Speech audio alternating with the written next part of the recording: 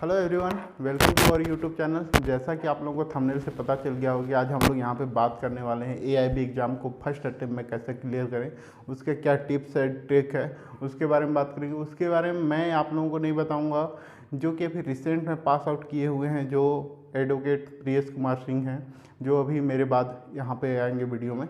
तो आप लोगों को बताएंगे कि ये आप लोग कैसे फर्स्ट अटेम्प्ट में आप उस चीज़ को क्लियर कर सकते हैं, क्योंकि हमेशा सिलेबस चेंज होते रहता है। तो जो करेंट में अभी पास आउट हैं वो लोग अच्छे से बता सकते हैं कि उसमें क्या है टिप्स एंड ट्रिक, कि वो कैसे उसमें पास किया जाए फर्स्ट अटेम्प्ट में। तो वीडियो में लास्ट तक बने रहेगा। और आप लोगों को कोई भी अगर क्वेश्चन हो, कोई भी डाउट हो, तो आप लोग कमेंट बॉक्स में कमेंट करके पूछ सकते हैं। और वीडियो को लाइक और चैनल को सब्सक्राइब कर लीजिएगा, ताकि आप लोगों को इस तरह का अपडेट हमारे चैनल पे मिल सके। नमस्कार, मैं आप सबकी तरफ से ओपी ऑनलाइन सॉल्यूशन की एवं साथ ही साथ OP Sahu and associates Ambikapur को सहृदय धन्यवाद देता हूं कि उन्होंने मुझे AIBE-17 के लिए विद्यार्थियों को किस तरीके से तैयारी की जाए और किस तरह उसकी प्रिपरेशन को सजग बनाया जाए, ताकि हम लोग पहले ही प्रयास में उसे सफल हो सकें, उसके बारे में जानकारी देने के लिए मुझे ओपी ऑनलाइन सॉल्यूशन ने आमंत्रण दिया। इसके लिए मैं सहृदय उनका धन्यवाद देता हूं। चलिए अब हम सब ये देखते हैं कि किस प्रकार हम लोग AIBE-17 को प्रथम प्रयास में उत्तीर्ण कर सकते हैं। उसको बताने के पूर्व मैं आप सबको अपना थोड़ा सा परिचय देना चाहूँगा। मेरा नाम प्रियेश कुमार सिंह अधिवक्ता है।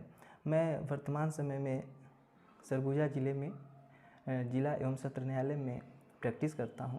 मैंने पिछले वर्ष 2021 में ही AIBE का परीक्षा उत्तीर्ण किया है और मैंने अपने प्रथम प्रयास में ही इस सफलता को आप सबके और अपने माता पिता के आशीर्वाद से पूर्ण किया। मैं चाहता हूं कि हमारे अंचल, छत्तीसगढ़ राज्य एवं संपूर्ण भारतवर्ष में वे समस्त लॉ एस्पिरेंट्स जो कि अपनी लॉ के अंतिम वर्ष में पढ़ाई कर रहे हैं अथवा उन्होंने अपनी लॉ की परीक्षा को पूरी तरीके से कंप्लीट कर लिया है, परंतु अभी AIBE की परीक्षा उत्तीर्ण नहीं कर पाए हैं और कुछ कारणों से वो 1 या 2 प्रयास में असफल हो गए हैं।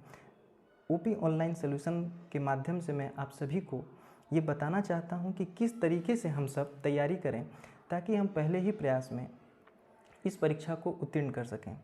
सबसे पहले मैं आप सबको ये बताना चाहूँगा कि इस परीक्षा में घबराने की आवश्यकता नहीं है कि बहुत लंबा सिलेबस है अथवा इसमें बेयर एक्ट को अनुमति समाप्त की जा रही है परीक्षा सत्र में ले जाने की। ऐसी कोई भी बात नहीं है। हमें इसमें यह देखना होगा कि हमारे पास जो प्रॉस्पेक्टस है या जो सिलेबस है, उसमें हम उन सिलेबस के उन विषयों को पहले तैयार करें जिसमें हमें जानकारी ज़्यादा हो अथवा जिसमें हमें उसमें से परीक्षा के दृष्टिकोण से हम उसमें ज़्यादा अंक प्राप्त कर सकते हैं। तो चलिए शुरू करते हैं कि वर्तमान समय में AIBE-17 का सिलेबस क्या है अथवा पाठ्यक्रम क्या है। तो सबसे पहले हम देखते हैं कि कॉन्स्टिट्यूशन लॉ, संविधान के से संदर्भित हमारे पास 10 प्रश्न आएंगे। उसके बाद इंडियन पेनल कोड से हमारे पास 8 प्रश्न आएंगे। उसके बाद CRPC से 10 प्रश्न, CPC से 10 प्रश्न, इसी क्रम में एविडेंस एक्ट से 8 प्रश्न, alternative dispute residential including arbitration act से 4 अंक। ऐसे ही करते करते हमारे पास 17 टॉपिक हैं, परंतु हमें 17 विषयों को ध्यान देना है, परंतु साथ ही साथ हमें यह भी देखना है कि हमें इसमें जनरल कैंडिडेट में केवल 40 अंक ही प्राप्त करने हैं। तो इस दृष्टिकोण से हमें यह ध्यान देना आवश्यक है कि हम कौन से उन विषयों पर ज़्यादा ध्यान केंद्रित करें, जिससे कि हम प्रथम प्रयास में ही अपने आप को उत्तीर्ण करा सकें अथवा उत्तीर्ण हो सकें। तो जब मैंने तैयारी किया था और मैंने भी अपने प्रथम प्रयास में ही इस परीक्षा को उत्तीर्ण किया, उसमें मैंने कॉन्स्टिट्यूशन पर विशेष ध्यान दिया, IPC पर, CRPC पर, एविडेंस पर, लॉ ऑफ कॉन्ट्रैक्ट पर, स्पेसिफिक रिलीफ एक्ट पर एंड प्रॉपर्टी एक्ट पे। इन विषयों को जब मैंने अध्ययन शुरू किया तो सबसे पहले मैंने यह देखा कि पूर्व में आए हुए प्रश्न किस प्रकृति के हैं, क्योंकि हमारे देश में अनेक प्रकार की परीक्षाएं विभिन्न आयोगों के माध्यम से प्रतिवर्ष संचालित की जाती हैं। निश्चित तौर पर कॉन्स्टिट्यूशन एक ऐसा विषय है जो UPSC, PSC, व्यापम, SSC अनेक परीक्षाओं में संवैधानिक प्रश्न पूछे जाते हैं, परंतु हमें यहाँ यह समझना अनिवार्य है कि हम एक विधि छात्र हैं अथवा लॉयर हैं, विधि की विशेषज्ञ हैं। तो हमसे यह अपेक्षा की जाती है कि हम एक निहित ऐसे संविधान पर अपनी ही हमारे भारतवर्ष के संविधान का एक विशेष ज्ञान रखें। और चूंकि हमसे जब ऐसी अपेक्षा की जाती है तो हमारे प्रश्नों की प्रकृति AIBE जो हमारे प्रश्न पूछती है या जिस तरीके की अपेक्षा हमसे रखती है वह थोड़ी सी अन्य आयोगों की अपेक्षाकृत ज़्यादा या महत्वपूर्ण होती है। तो इसी क्रम में हमें जब कॉन्स्टिट्यूशन लॉ की तैयारी करनी है तो हमें सबसे पहले यह देखना है कि प्रश्नों की प्रकृति AIBE में किस प्रकार की है। जब हमें इन प्रश्नों की जानकारी हो जाए तो सबसे पहले हमें यह देखना चाहिए कि हमारा पाठ्यक्रम के अनुसार हमारे पास जो प्रश्न आ रहे हैं उनको हमें सॉल्व करना है, अर्थात हमें एक बार अनसॉल्व पेपर लगाने चाहिए। अनसॉल्व पेपर आजकल बाज़ार में अनेकों जगह उपलब्ध हैं। यदि कुछ विद्यार्थी जो कि पुस्तक खरीदने में असमर्थ हों अथवा जिनके पास पुस्तकों की उपलब्धता न हो पा रही हो, वह ऑनलाइन माध्यम से भी अनेक ऐसे वेबसाइट्स हैं जिनमें कि विगत हुए AIBE के परीक्षाओं के प्रश्न पत्र लोड किए गए हैं या उपलब्ध हैं। उन उपलब्ध प्रश्न पत्रों को वो प्रिंट आउट के माध्यम से अथवा ऑनलाइन ही उसे वो देखें और उसे बनाने का अथवा उसे सॉल्व करने का प्रयास करें। वह यह देखें कि वह 10 प्रश्न अगर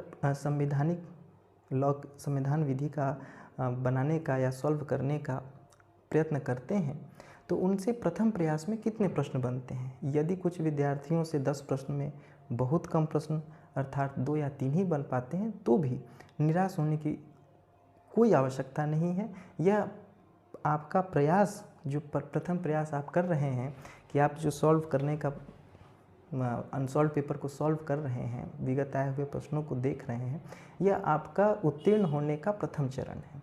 तो आप बिल्कुल निराश न हो कि हमसे यह कम प्रश्न बने हैं।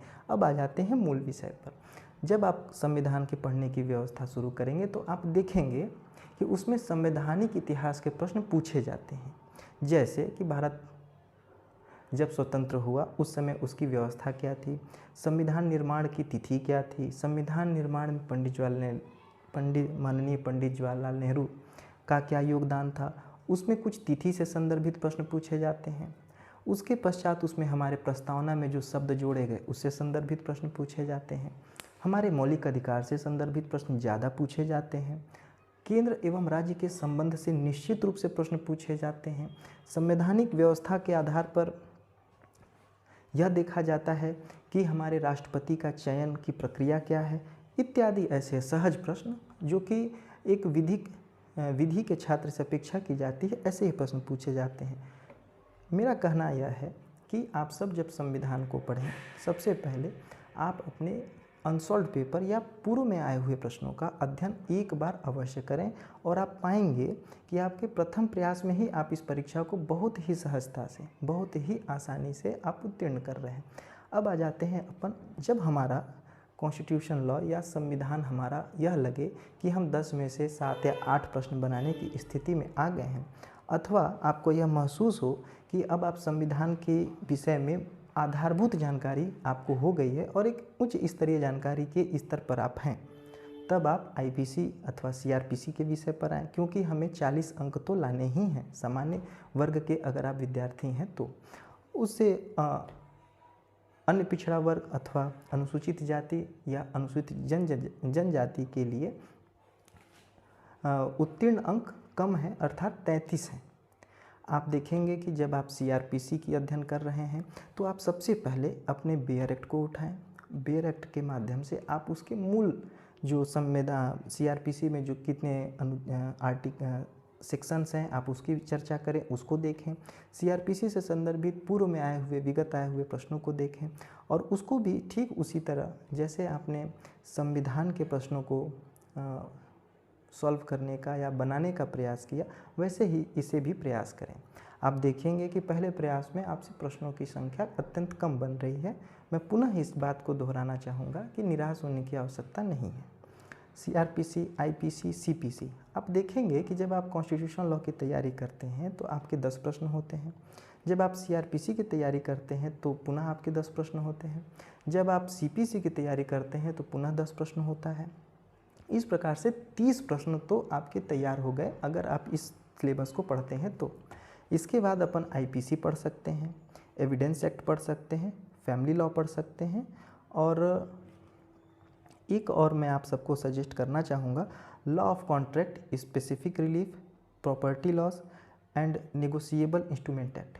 इन 5 विषयों को या पाठ्यक्रम के इन 5 भाग का अध्ययन हमें सबसे पहले करना चाहिए, क्योंकि यह ऐसे भाग हैं जो प्रश्नों की संख्या परीक्षा प्रश्न पत्र में ज़्यादा आते हैं और इन विषयों की तैयारी करने से ही मात्र आप प्रथम प्रयास में बहुत ही सहजता से उत्तीर्ण हो सकते हैं। अगर हम अंकों को जोड़ें तो जब हम अपने पाठ्यक्रम को पुनः देखते हैं कि constitution law, IPC, CrPC, evidence, family law, law of contract, specific relief act इत्यादि जो हैं, इनको अगर अंकों की संख्या को जोड़ा जाए तो हम 54 अंक की स्थिति में पहुंच जाते हैं। यदि हम इन 54 अंकों की तैयारी परीक्षा के पूर्व ही बहुत अच्छे ढंग से करते हैं तो अगर हमें इसमें 5 या 6 अंक हमारे कुछ गलत भी हो जाते हैं तो हम ये पाते हैं कि हम 40 अंकों की जो सीमा है उससे हम काफ़ी आगे आ जाते हैं और हमें इस परीक्षा में केवल यही देखना है कि हम प्रथम प्रयास में उत्तीर्ण होने के लिए 40 अंकों की सीमा को तो निश्चित रूप से प्राप्त कर सकें। इसी प्रकार अगर जब आप इन सारे विषयों की अध्यापन कर लेते हैं, आप जब 54 अंकों की तैयारी कर लेते हैं तो आप कुछ आजकल वर्तमान समय में हमारा ऑनलाइन माध्यम में अनेक ऐसी वेबसाइट्स हैं जो कि टेस्ट पेपर भी लेते हैं AIBE का। आप उसमें कुछ प्रश्न पत्रों को सॉल्व करें, समय सीमा में सॉल्व करें और आप देखें कि आप किस स्तर पर हैं। यदि आप पाते हैं कि आप 40 अंकों की सीमा को प्राप्त कर रहे हैं तो निश्चित रूप से आपको जो बाकी अन्य सब पाठ्यक्रम के अन्य हिस्से बचते हैं उनका भी आपको अध्ययन निश्चित रूप से करना चाहिए, परंतु सबसे पहले आपको यही देखना चाहिए कि आपके इन 6 भाग, पाठ्यक्रम का यह 6 भाग आपको पूरी तरीके से तैयार हो। साथ ही साथ न सिर्फ इसे आप एक पाठ्यक्रम के दृष्टिकोण से समझें, मेरे उन सभी AIBE के एस्पिरेंट्स को शुभकामनाएं देता हूं कि वो अपने प्रथम प्रयास में उत्तीर्ण हो इस परीक्षा को, परंतु जब आप न्यायालय की दुनिया में आएंगे और आप अपनी विधिक व्यवसाय में आएंगे तो निश्चित तौर पर दिन प्रतिदिन आपका इन सभी विषयों से रूबरू होना एक सहज और सामान्य सी प्रक्रिया है। तो मेरा यह कहना है कि यदि आप सबको विधि व्यवसाय में आना है अथवा विधि व्यवसाय को चुनना है तो आप निश्चित तौर पर आपको इन कुछ मूल विषयों की जानकारी तो होनी ही चाहिए। इसी क्रम में आपका AIBE भी पास हो जाएगा, साथ ही साथ आपकी एक आधारभूत तैयारी भी न्यायालय में अभ्यास करने की हो जाएगी। अपने इसी माध्यम से मैं आप सबको यह कहना चाहता हूँ कि OP ऑनलाइन सॉल्यूशन जो उन्होंने मुझे यह अवसर दिया कि आप सबको मैं अपने बीते हुए वर्ष में जो मैंने AIBE की परीक्षा उत्तीर्ण की है उसके अनुभव को आप सबके साथ साझा कर सकूं, इसके लिए मैं OP ऑनलाइन सर्विस सॉल्यूशन अथवा OP साहू एसोसिएट्स अंबिकापुर के सहृदय धन्यवाद देता हूं। साथ ही साथ अपने सहयोगी और बहुत परम मित्र से मैं निवेदन करता हूं कि यदि मेरी आवश्यकता भविष्य में भी इस प्रकार के पाठ्यक्रम की विवेचना करने अथवा अपने अंचल के लोगों को किसी भी प्रकार की मदद इस चैनल के माध्यम से किया जा सके तो मैं सदैव उपस्थित हूँ। साथ ही साथ अंत में अपने बात को मैं समाप्त करते हुए समराइज़ करना चाहूँगा। मैं आप सबसे यह निवेदन करता हूँ कि पुनः आप सब AIBE की तैयारी में संविधान की तैयारी, IPC, CRPC, CPC, family law, law of specific relief act पर विशेष ध्यान देवें एवं जब आपकी इन सब विषयों पर एक अच्छी समझ विकसित हो जाए तत्पश्चात ही आप सब पाठ्यक्रम के दूसरे भागों की तैयारी करें। आपके मैंने जो आपको यह तरीका बताया है, मैंने स्वयं ने भी इसी तरीके का अनुकरण करके अपने आप को प्रथम प्रयास में ही AIBE की परीक्षा में उत्तीर्ण करा पाने में सफल हुआ हूँ। साथ ही साथ आप सबको AIBE 17 में आप सब प्रथम प्रयास में ही सफल हों, इसकी मैं आप सबको शुभकामनाएं देता हूँ। धन्यवाद।